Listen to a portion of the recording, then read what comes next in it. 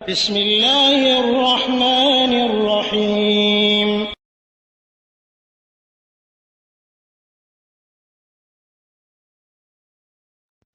ওয়ালাইকুম আসসালাম রহমতুল্লাহ বরকাতুহু। আর একদিন ভাই জানতে চেয়েছেন বিয়ে বিষয়ে, বিয়ে করা কি ফরজ? হ্যাঁ ভাই, বিয়ে করার বিষয়টি বলা যায় যে ক্ষেত্র বিশেষে ফরজ, ক্ষেত্র বিশেষে সুন্নাত, ক্ষেত্র বিশেষে মাকরুহ, ক্ষেত্র বিশেষে হারাম।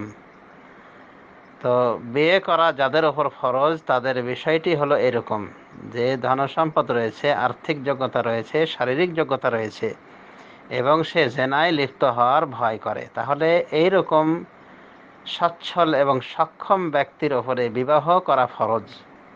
পক্ষান্তরে এক ব্যক্তি রয়েছে, এমন ব্যক্তি রয়েছে যার শারীরিক যোগ্যতা রয়েছে, আর্থিক যোগ্যতা রয়েছে, তবে জেনা ব্যভিচারে ভয় হওয়ার, জেনা ব্যভিচারের কোনো আশঙ্কা নেই তার মাধ্যমে, মানে সে নিজেকে কন্ট্রোল করে রাখতে পারছে, কোনো সমস্যাই হয় না, জেনা ব্যভিচারের দিকে সে চিন্তা ভাবনাও করে না, তাহলে এমতো ব্যক্তির ক্ষেত্রে ফরজ নয় বরং সুন্নাহ।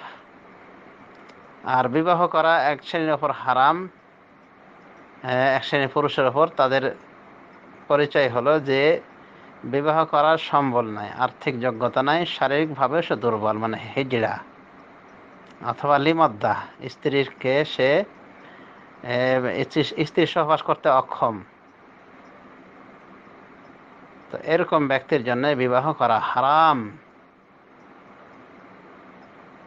তো এইভাবে বিভিন্ন স্তর রয়েছে। এক কথায় আপনি জানতে চেয়েছেন বিবাহ করা ফরজ কি ফরজ না। আপনার বিষয়ে আপনি যদি জেনা ব্যভিচারে লিপ্ত হওয়ার ভয় না করেন, আর আপনার নিকটে সচ্ছলতা রয়েছে, আর্থিক দৈহিক সর্বাবস্থায় সচ্ছলতা রয়েছে, আর্থিকভাবে শারীরিকভাবে যোগ্যতা রয়েছে, কিন্তু জেনা ব্যভিচারে লিপ্ত হওয়ার ভয় নেই আপনার, তাহলে আপনার জন্য সুন্নত আদায় হবে।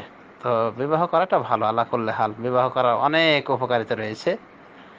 সুতরাং আপনার ওপরে বিবাহ করা ফরজ না হলো সুন্নাত, আপনি এই সুন্নাত আদায় করতে তৎপর হবেন ইনশাআল্লাহ। বিবাহ করার যে ফজিলত, এগুলি জানতে পারলে আশা করি কোনো যুবক বিবাহ থেকে বিরত থাকতো না। মানুষের মরণোত্তর সমস্ত আমল ছিন্ন হয়ে যায়, মাত্র 3টি আমল বাকি থাকে। এই 3টি আমলের ভিতরে কি বলা হয়েছে?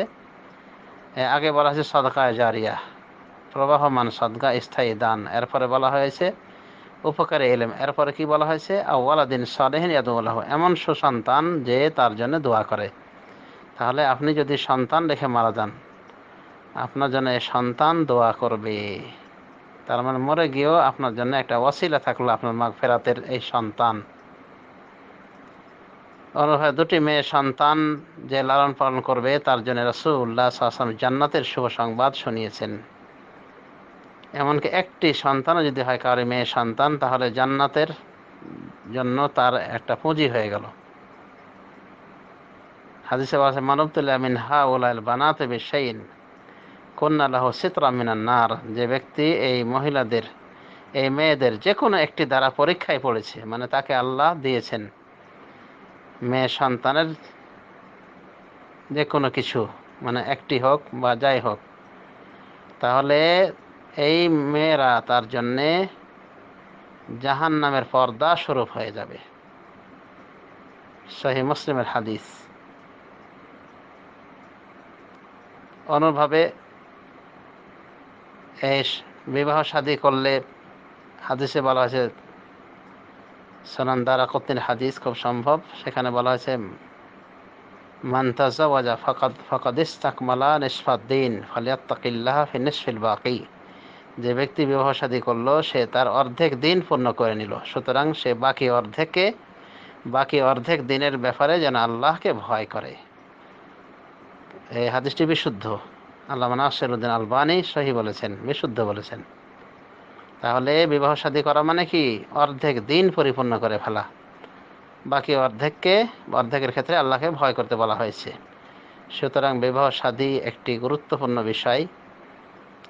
যারা সক্ষম সামর্থ্যবান তাদের জন্যে এই বিবাহ শাদী থেকে পিছিয়ে সরে থাকা ঠিক নয়। আমাদের দেশি তরিকায় এমন জঘন্য আকীদা বিশ্বাস রয়েছে যে বিয়ে শাদী কেমনে করো, নিজ পায়ে খাড়াই হয়নি, মানে 30-40 বছর পার হয়ে যাচ্ছে তারপরও নিজ পায়ে খাড়া হয়নি।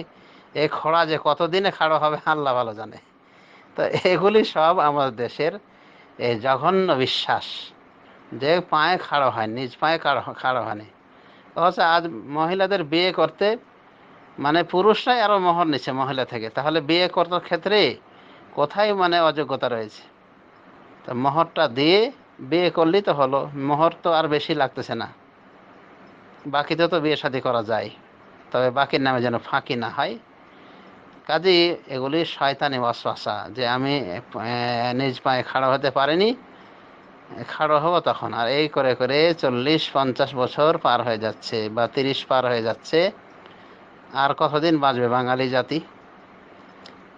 কথায় বলে পুরুষের ক্ষেত্রে, নারীর ক্ষেত্রে, বাংলার নারী 20 হলে বুড়ি, পুরুষের 30-এ দাঁত পড়ে খসে, দাঁত পড়ে খসে। তাহলে এই যদি বয়স হয়ে যায়, দাঁত পড়ার বয়স, তখনও পায়ে খাড়া হতে পারলেন না, তো কখন খাড়া হবেন? তো এসব চিন্তা ফিকির বাদ দিয়ে বিয়ে শাদীতে আগ্রহী হওয়ার চেষ্টা করুন। রাসূলুল্লাহ সাল্লাল্লাহু আলাইহি ওয়াসাল্লামের এই সুন্নাতকে আমলে আনার চেষ্টা করুন, অনেক উপকার হবে, অনেক ফায়দা হবে। আল্লাহ রাব্বুল আলামিন সঠিক বোঝার তৌফিক দান করুন, আমিন। সাল্লাল্লাহু আলা নবী মুহাম্মদ ওয়া আলা আলিহি ওয়া সাহবিহি আজমাইন।